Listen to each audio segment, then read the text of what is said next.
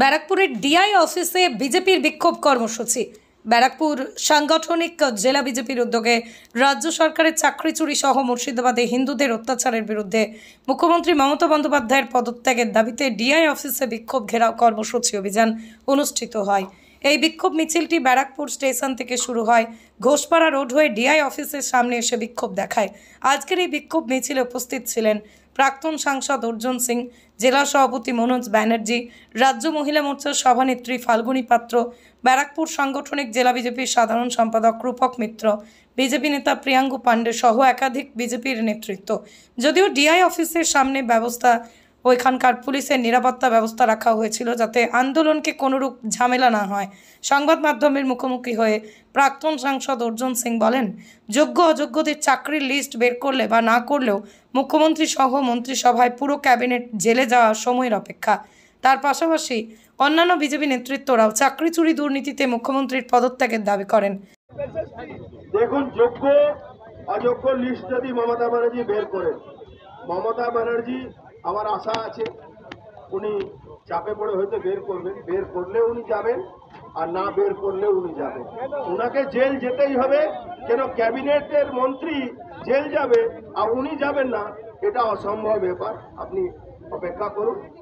দাদা, OMR sheet উড়িষ্যায় বিক্রি করে দেওয়া হয়েছে। ড্রাইভার মুখ ঢেকে যাচ্ছে রে। দেখুন, ওএমআর সিট বিক্রি করেছে, প্রমাণ হয়ে গেছে। এটা হাইকোর্ট প্রমাণ করেছে, সুপ্রিম কোর্ট প্রমাণ করেছে। প্রমাণ হয়নি এরকম তো কোনো ব্যাপার নেই, প্রমাণ তো হয়ে গেছে। ঠিক আছে, না না, ডিআই অফিসকে বিক্ষোভ দেখিয়ে না, এদেরকে ওখান থেকে তাড়াতে হবে। তৃণমূলের দালালগুলো আর কিছু সিপিএম এর দালাল আছে, এদেরকে তাড়াবো আমরা, তাড়িয়ে ওই তালা ঝুলিয়ে দেবো, তারপরে আমাদের সঠিক আন্দোলন হবে। ডেপুটেশন কেন দিলেন না? ডেপুটেশন এই চোরদের কাছে কি ডেপুটেশন দেবো? এই চোরদের কাছে ডেপুটেশন দিয়ে কোনো লাভ নেই। এদেরকে তাড়িয়ে যখন ভদ্রলোকরা বসবে তখন ডেপুটেশন। আপনি বর্তমান সাংসদের কথা বললেন কেন? আরে লিস্টটা ওর নামে, ও তো লিস্ট দিয়েছে, পার্থ ভৌমিকর তো লিস্টে চাকরি হয়েছে। দেখুন না কি হচ্ছে, ঘাবড়াবার তো কিছু নেই। দেখুন, ওই স্কুলের চাকরি, তারপরে মিউনিসিপ্যালিটিগুলো চাকরি, সব তো সামনে আসবে। আপনারও কিছু নেই। বললাম তো, সেপ্টেম্বর অক্টোবর মাসে ওই লালবতী চলে যাবে। বললাম তো, সেপ্টেম্বর অক্টোবর মধ্যে সবটাই কমপ্লিট হবে, লালবতী চলে যাবে, তখন এরা দেখবেন জেলে আছে।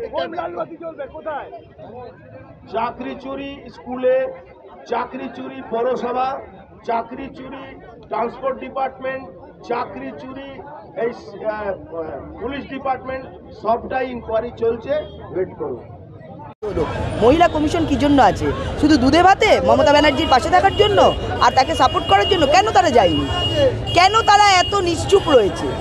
হিন্দুদের ওপর অত্যাচার হচ্ছে বলে? মমতা ব্যানার্জি বলছে না বলে? প্রশ্ন আমাদের, প্রশ্ন উঠবেই। যেখানে প্রশ্ন ওঠার মতো কাজ হয় সেখানে মানুষ প্রশ্ন তুলবে।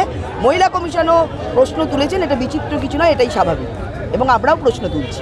ম্যাডাম, চন্দ্রিমা ভট্টাচার্য বলছেন যে রাজ্যের মহিলাদের বিরোধীরা যেভাবে বিভ্রান্ত করছে তাদের বিভ্রান্ত হবে না, তারা আতঙ্কিত হবেন না। দেখুন, বিরোধীরা আতঙ্কিত করবে তার জায়গা কোথায়? দিদিমণি তো বলছে রেপ যেরকম জ্বর হয় সেরকম রেপও হয়। তো আতঙ্কিত কারা করছে? যেখানেই এরকম ধরনের ঘটনা ঘটছে মমতা ব্যানার্জি সেটাকে চাপা দিচ্ছে। আজকে হিন্দুর মায়েরা বোনেরা অত্যাচারিত হয়ে পালিয়ে আসছে, তাদের বিয়ের গয়না গাটি সমস্ত কেড়ে নেওয়া হচ্ছে, বাড়িঘর পুড়িয়ে দেওয়া হচ্ছে, নৃশংস অত্যাচার করা হচ্ছে, মারধর করা হচ্ছে। তারপরেও এই মুখ্যমন্ত্রী চুপ, বলছে কোনো কিছু ঘটেনি। ঘটেছে কিনা সেটা বাংলার মানুষ বলবে, ঘটেছে কিনা সেটা মুর্শিদাবাদ মালদার মানুষরা বলছে, ঘটেছে কিনা আমাদের বিভিন্ন জায়গায় যেখানে মাইনরিটি একটা সম্প্রদায় আছে সেখানকার মানুষরা, সেখানে হিন্দুরা যারা আছে তারা বলবে যে ঘটনা ঘটছে কিনা, চাকরি চুরি হচ্ছে কিনা, সত্যিকারের শিক্ষকরা আন্দোলন করছে কিনা।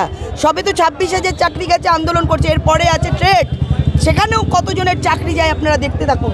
তো এটা কোনো লুকোচাপার ব্যাপার নয়। এই নির্লজ্জ সরকারের চুরি দুর্নীতি এবং যে নৈরাজ্যের সরকার চালাচ্ছে তার প্রত্যেকটা প্রমাণ পুঙ্খানুপুঙ্খভাবে প্রত্যেক দিন মানুষ পাচ্ছে।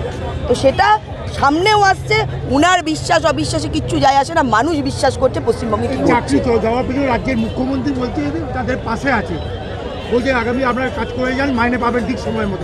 পাশে তো উনি লোয়ার কোর্ট মানেন না, উনি হাইকোর্ট মানেন না, উনি সুপ্রিম কোর্ট মানেন না, উনি আইন মানেন না, উনি মানেনটা কি? উনি পাশে আছেন কিভাবে আছেন? ওই কার্টুন টাকা নিয়ে? শিক্ষামন্ত্রীর খাটের তলা থেকে কোটি কোটি টাকা পাওয়া গেছে সেইভাবে পাশে আছেন? যারা সত্যিকারের শিক্ষিত, যারা যুবক, তারা চাকরি পেয়েছিল পরীক্ষা দিয়ে, তাদের আজকে চাকরি হারালো, এইভাবে পাশে আছেন? উনি কিভাবে পাশে আছেন? সবাই তো, তার যে দপ্তর ডি গ্রুপ, তারাও রাস্তায় নামছে, সেখানে দুর্নীতি হয়েছে। আজকে ট্রেড, সেখানে দুর্নীতি হয়েছে।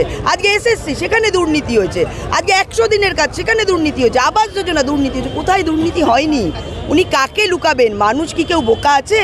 অনেক তার কথায় ট্যাপে পা দিয়ে মানুষ ভোট দিয়েছে, কিন্তু এখন আর নয়। মানুষ বুঝতে পেরেছে, আগামী দিনে তার উত্তর দেবে। মানুষ গর্জে উঠছে, আগামী দিনে মানুষ প্রতিবাদ করবে এবং মানুষই এর উত্তর দেবে।